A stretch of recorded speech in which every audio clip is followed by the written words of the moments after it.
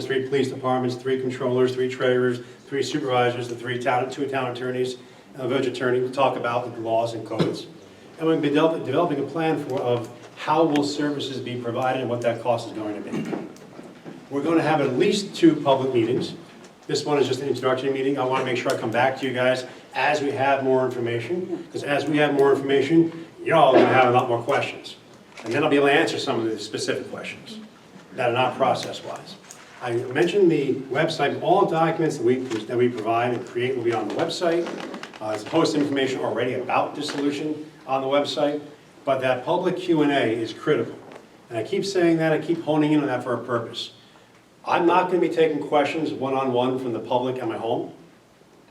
I'm not going to take them at the office. And if you send me an email, I'm going to respond only on the website. It's not a private dialogue between me and anybody else. The questions you have, I'm pretty sure somebody else in the 35 to 50,000 people you have here has the same question. And I want to make sure you all have the same answer. It's the only way to have a transparent process is by you asking questions and us providing information. There are going to be times you ask a question. We got 12 of them today already. The answer is going to be, we're too early in the process to be able to answer this today. But we will go back at the end when we have answers and put them up as well. Because again, we want to make sure that this board and this community have the information that they need to make informed decisions as they go forward. But we understand there already are some emerging and key touch points that are very important to you all. Your representation and voice in government is very critical. Right now, I say 35,000, that's a census. I understand it's 45 to 50,000 in reality. But you vote for this board. These are your folks. These are the people that represent you in government right now. The town board are also your representatives. But your voice in government is diluted in a larger town than it is here. Your village identity is very important to you. And this man here, this lady, it's not a man, what's your name? Me? Yeah. Oh, Joanne. Joanne is talking about how to set up a steering committee for the comprehensive plan.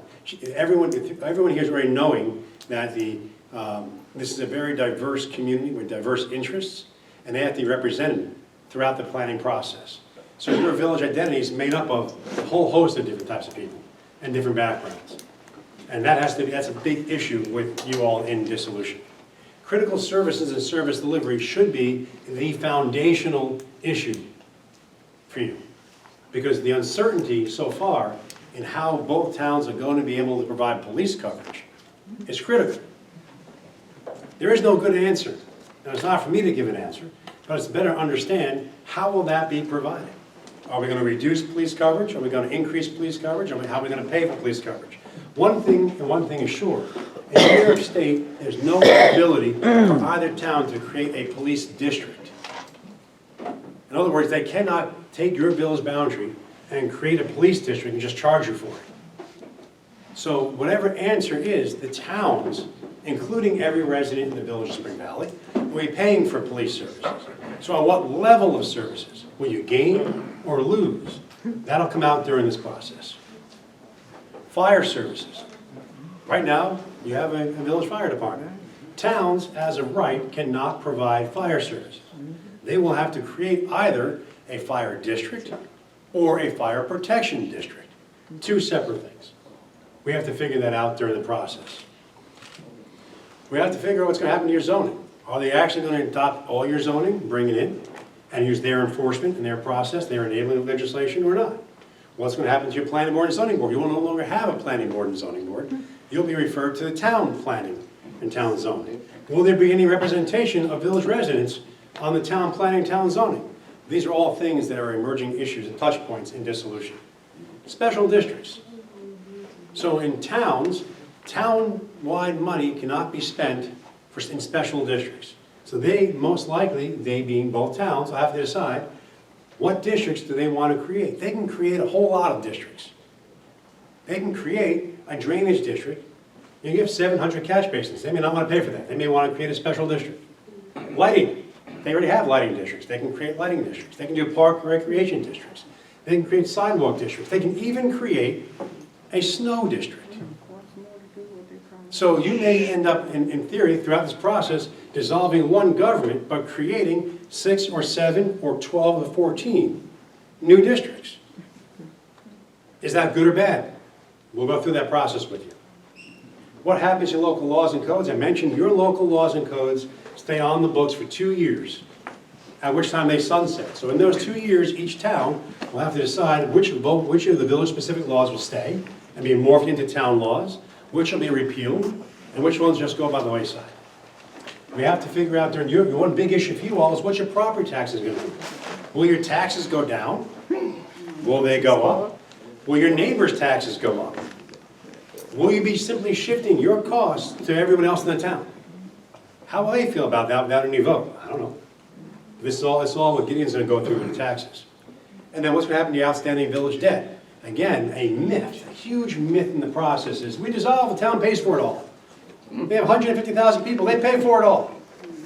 That's a big, big myth. They don't pay for any of your debt. If you have outstanding debt, or if you have new debt that's about to be put on the books, meaning you have someone that fell outside Village Hall the day before you dissolve, the town's going to charge the legacy district for that. So there's another district, by the way, that gets created. It's not a real district. It's called a legacy district, meaning that any legacy costs, any outstanding liabilities, any of the employee health benefits that you all have incurred now, you're still paying through that legacy district. The town will assess you for that. So that's what this process is all about. Understanding all the districts, all the costs, all the processes, and what that means to you. So I'm going to turn it over to Gideon now and talk about village liabilities and the tax impacts and the process that we're going to go through on dissolution. Yes, it's all on the website. Well, it will be. This PowerPoint will be up tomorrow, probably by 9 a.m. Excuse me, what's your name, please? What's your name? My name? Yes. My name is Ben. Ben, B-E-N. And who are you? Are you just joining us? I was about 2 minutes late. Oh, well, I don't know if I can tell you. It's a well-guarded secret. I know, everything. No. For those of you that just joined in the back, my name is Ben Seiden. I'm the Vice President of the LaBerge Group. I run the government operations segment of the firm. Gideon Grandy is our local government specialist. He's a project manager that's been working on this project. Gideon has over 25 years of municipal budgeting, finance, and governance experience. I know I look young, but I have over 35 years working with governments. Together, we make up 2/3 of the government operations team that works throughout New York State, reorganizing governments from service optimization, service delivery models, to government consolidation, sharing services, and dissolution. Thank you. Good evening, everyone. As Ben mentioned a few moments ago, one of the main misconceptions of dissolution is that liabilities that the village has just magically disappear. That's not the case. So part of the process is creating both an inventory of all the village's assets and liabilities, as well as a disposition plan for those.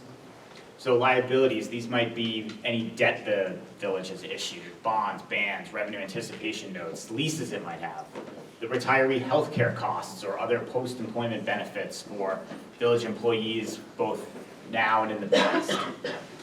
Again, if anyone slipped and fall the day before dissolution, that could also be a charge against the village itself.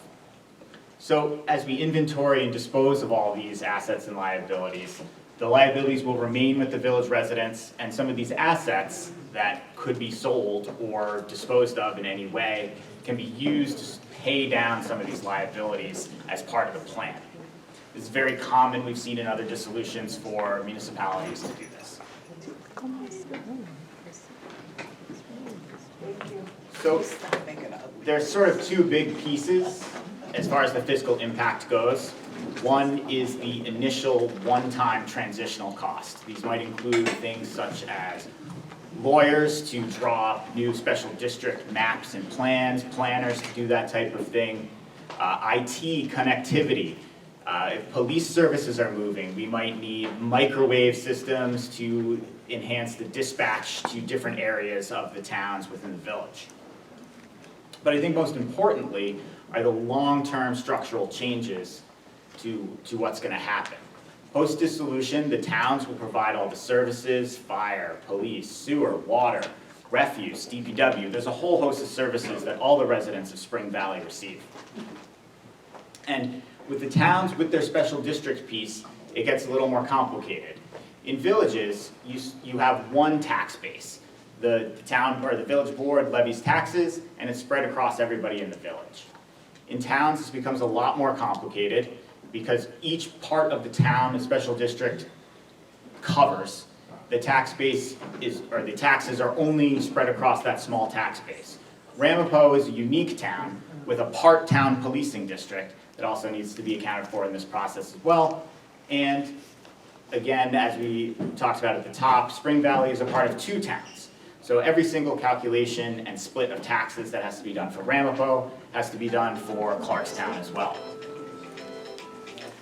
Ben talked about the Citizens Empowerment Tax Credit, which will be $1 million a year that will be split between Ramapo and Clarkstown in the event of dissolution.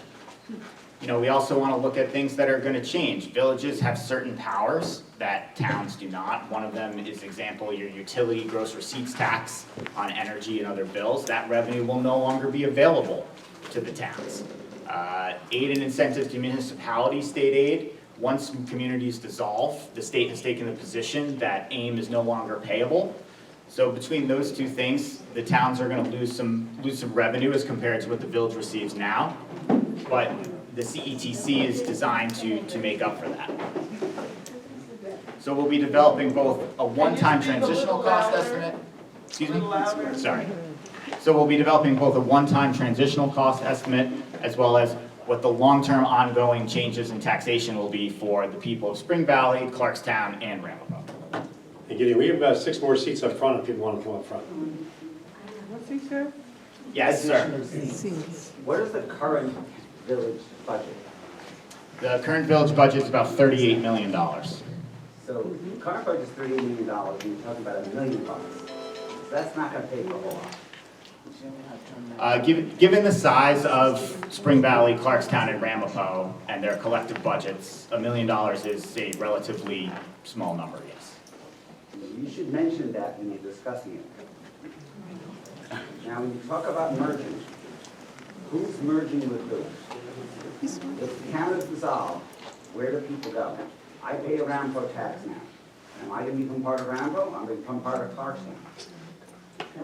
Yet to be determined. No, it's not yet to be determined. Oh, it's determined? So it's determined. If you live in the town of Ramapo, you'll be in town of Ramapo. If you live in the town of Clarkstown, you'll be in Clarkstown. Oh, okay. It's It's very simple. automatic. They should Automatic. explain that the village is dissolved, the people who live in Ramapo, will be reporting to Ramapo, and that'll be their government. We have said that already, but we can be more clear. I listened pretty carefully, I didn't hear it. I've been here for sleep. So yes, every resident of Spring Valley is a resident of either Ramapo or Clarkstown. And the village will, if it were to dissolve, will no longer exist, and the town you currently reside in will be your only local government. Okay, so then all that remains to be discussed is whether the people in Spring Valley owe money or have assets that'll pay for the money they owe, if they may own property. And then you have to discuss where the police force and the sewer and the garbage pickup comes from. Well, there's a lot more involved in that, but thank you. What else? The entire, as I mentioned before, the entire village government, I'm going to ask everyone to hold their questions and comments until we end, so we can finish the presentation. Sure. Continuing with the Citizens Empowerment Tax Credit, $1 million would get split about 10% to Clarkstown and 90% to Ramapo. The tax credit is split on a per capita basis between the towns. I was going to mention here that yes, $100,000 in the scheme of the Clarkstown town budget will likely not change taxation very much within that town. And I think one of the important pieces is what happens to village codes and village laws. Ben mentioned this as well, that village laws will stay on the books for up to 2 years until such time as the towns decide to repeal them, change them, or incorporate them into the current town codes. And you know, zoning is going to be a large topic of the dissolution plan. And we need to outline how the zoning of the village is going to be incorporated into the towns, or if they're going to do a wholesale rezoning. These are things we don't know at this point. Speaking with the towns, and get their input as to how they would like to move forward. Other village local laws and codes that exist. It could be a situation where the village code really just isn't applicable anymore at the town level. That the village code really should stay and it will be incorporated into the town laws, and then, or that the village and town laws are very similar and there really might not be a lot of impact on that at all. And I think bottom line at the end, everyone sort of wants to know, does it make sense? Does it save money? And the proposed dissolution will change how services are delivered, and it is for the residents of Spring Valley to decide, is that a good change for me? Is that a bad change for me? Same thing to go with the fiscal impact, that there are going to be instances where taxes are going to be reduced, and there are going to be instances where taxes are going to increase. But we are not here to say that a village should dissolve, shouldn't dissolve. These are decisions that the community needs to make. And maybe some services aren't going to continue because towns don't provide them, and there could be situations where the town could provide the service better. That's what this process is all about, and what we'll be having in our plan moving forward. So after referendum, if the village board gets to this point where the plan is put to referendum and the referendum vote happens and it takes place. So if the referendum vote is no, dissolution will certainly not happen, and there is a moratorium on the ability of a resident to file a petition for 4 years. So there's a 4-year moratorium if the people of Spring Valley vote down dissolution. There are some mechanisms sort of around this in the law, but for the most part, it is dead for 4 years. If the residents of the village vote yes, dissolution will occur on the date in the plan. Usually we like to leave a year or so lead time and set the date of dissolution on 12/31 of a given year, so that the towns may set up their budgets and budget appropriately for the services that we now need to provide in an expanded area. This will also give the village an opportunity to maybe enter into IMAs with the village to begin to transfer some of the functions and staff from the village to the towns, and as well as get a full accounting of your assets that would be in the plan and what should be done with them. Should they be sold and then brought cash assets into the village to pay down some of the liabilities that exist? At the same time, the towns will be ramping up operations to take on these additional services, and they'll have to likely they could need to buy new equipment. They could need to find homes, and I don't mean homes, residences, I mean desks and locations for new employees to report to work. And the process of creating special districts that may be in the village takes legal work, planning work, mapping work. So there's a lot to be done even in a transition period for both the village and the town. Lastly, the funding for reorganization. Ben mentioned this previously as well. The village has submitted an application for up to $50,000 from the State Department of State to fund part of the study. And then if the village votes to reorganize, additional $50,000 would be available for the implementation plan as well. So the state is a partner in all this, and we look forward to coming up with a sound plan that is realistic and makes sense for the village and the two towns. Thank you. Thank you too. So now we're going to do questions. We're going to go across the room from left to right. We'll start with the board. If you have any questions, we'll go down. We'll keep going back, and that way everyone has a shot. I'm going to ask everyone. I don't know if it's still working. Is it still working? Yes. Yes. We're going to ask everyone to keep their comments to 3 minutes, so other people have the opportunity to speak. If your question has already been asked, please ask a different one. That way we can keep going through the meetings. Again, if there are specifics about your tax impact or the services, how they're going to be delivered, we just started the process a few weeks ago, so we're not going to have those answers. I would urge you also to go back to that website, ask questions, so that we all have the same answers. And again, if I don't have the answer yet, we'll go back to that when we do have an answer, update the Q&A, and send out on Fridays the update. So look in your emails Fridays or Mondays for the new information. That way you're all kept informed. So I'll start with the board. Do you have any questions or comments you want to make at this juncture? I just want to if we can come up.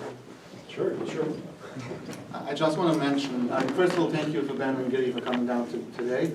I just want to mention, I don't know if the residents know about it or not, but apparently we had a petition filed already in the past. So the reason why the board felt that it's important to do the other way around is to have the study without going to the booth and voting on something that we don't know.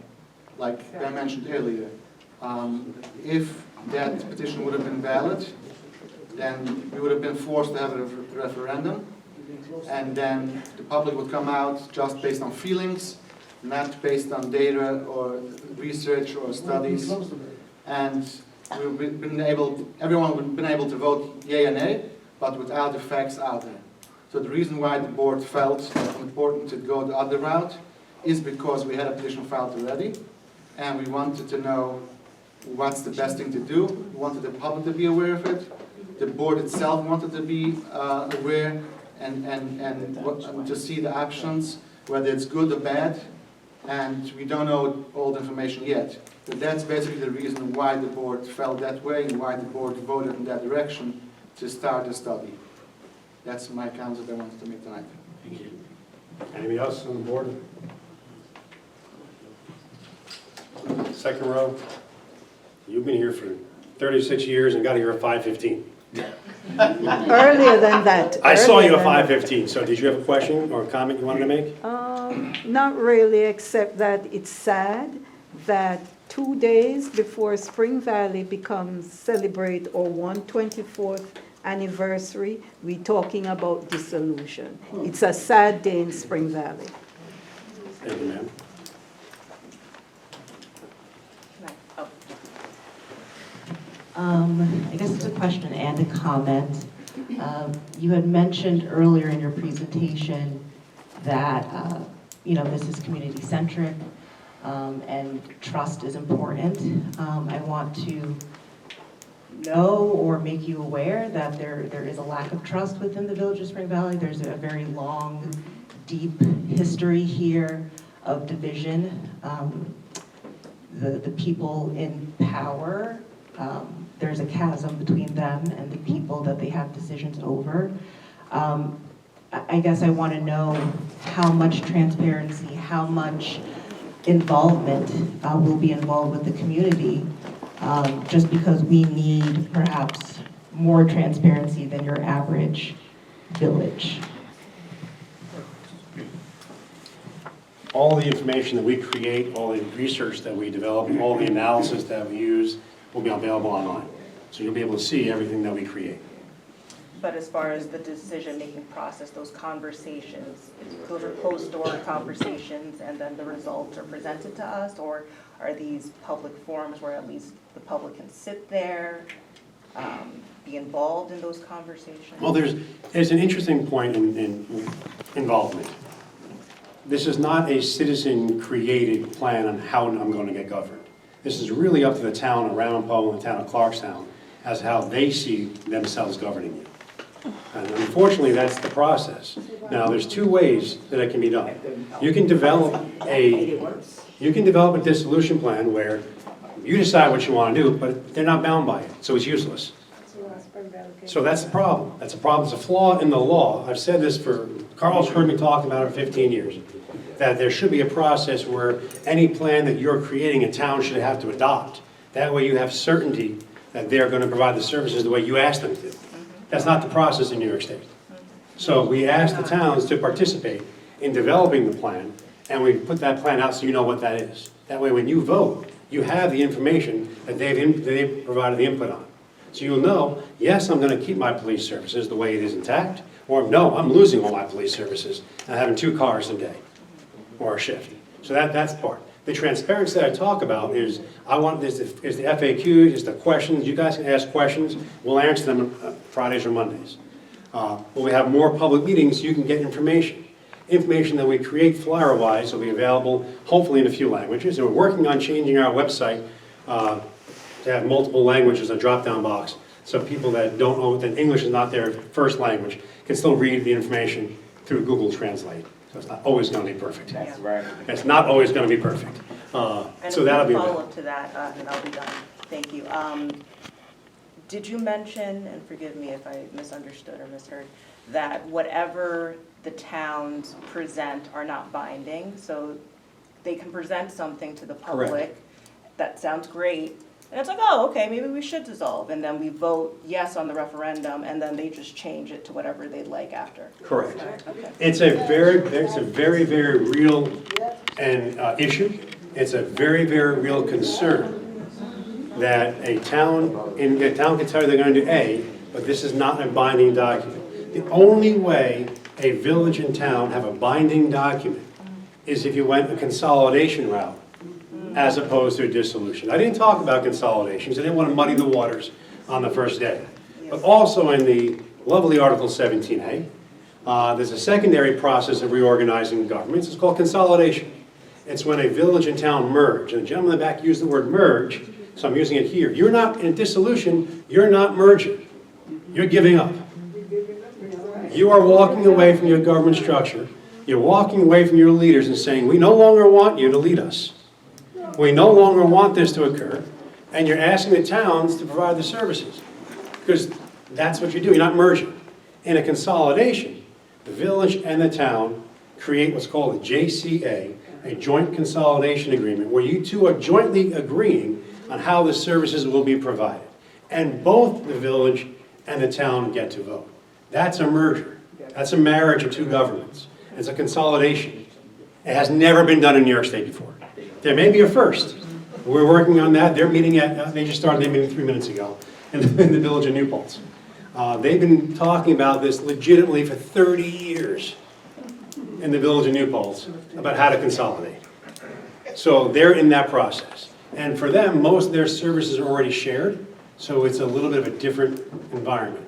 Here, you have a very, very real fear that whatever is told to you by Ramapo and Clarkstown does not actually have to be followed. And I mentioned that earlier. It's non-binding. The only thing that's binding is that you're dissolved. Meaning your planning board will no longer plan. Your zoning board will no longer provide zoning board of appeals services. Your code enforcers, your DPW, your police, there'll be no longer a government structure at the village of Spring Valley. Whether that's good or bad, as Gideon mentioned, doesn't make sense with an S or sense with a C. That's up to you all. We're going to provide the information from which you can make that decision. But the fear in every dissolution plan is that the towns will not abide by that. However, there is another reality. You have 35,000 to 50,000 people here. You'll now make up a sizable chunk of a block vote in the town around Bowen Town of Clarkstown. So if they're not doing what they said, you go back to the voting booths. That's the only way you can do it. But it's a very real, it's a very, very real fear. That's why we put it up there. Did you have a question, ma'am? Can you pass this over? Why does your voice sound so much better on the microphone than mine? I have two questions. My first question is, when was the contract entered into between you and the Village of Spring Valley? About a month and a half ago. A month and a half ago? Do you know when? Like, Not often, about a month and a half ago. okay, and that was with the mayor contacting you to, The village board passed a resolution to hire us. but the mayor contacted you. He indicated that he contacted you. Not about dissolution, if I could say. I had contacted him about, I'm happy to answer. Okay, thank you. Okay, my other statement is more of a comment to you. And I think you seem to be missing the mark on what the citizens are saying to you in terms of our voice. Because the selection that you indicated is appropriate for the steering committee doesn't represent most of this community. And I think you missed that. No, So I heard I think you missed it. No. Your comments to the people who expressed the concern seem to miss the point. So I think it's very important, if your company is going to be representing the people of this village with respect to this process, that you need to acknowledge that there are other people in this village that are not represented on the steering committee that you just outlined and who want to be a part of the decision-making process for this whole consolidation, reorganization, or whatever we want to call it. There's a lot of people who live here, who were born and raised in this village, and I'm one of them, who want to know that our voice is being heard, and I didn't get that from you.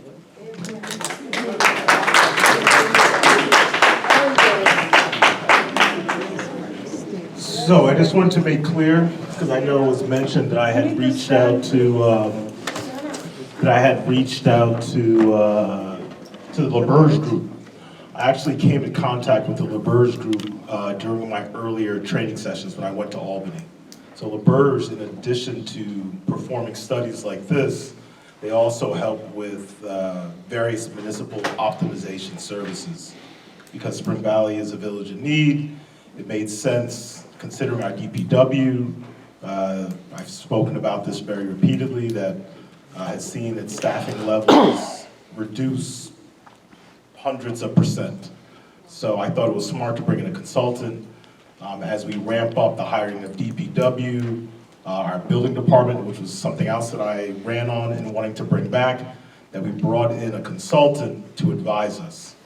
And it was only after this consultant was engaged about some of these services, about building up the DPW and the building department, did this issue come up with one of the other board members reaching out to them specifically to provide information regarding dissolution. Like I said before, I personally abstained during the dissolution vote.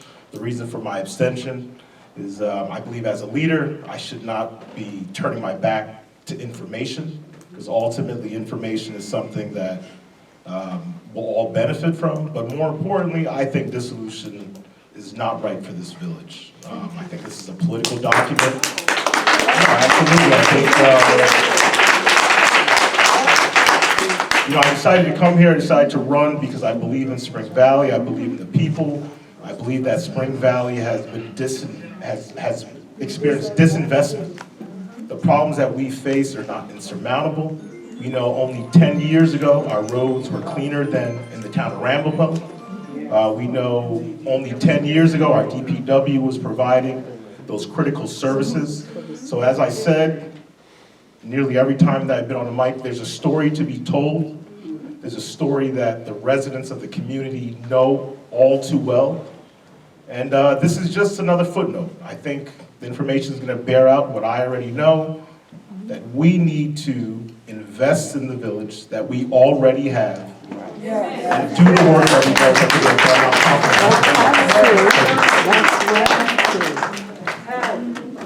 Can I just say, No. Wait for the mic.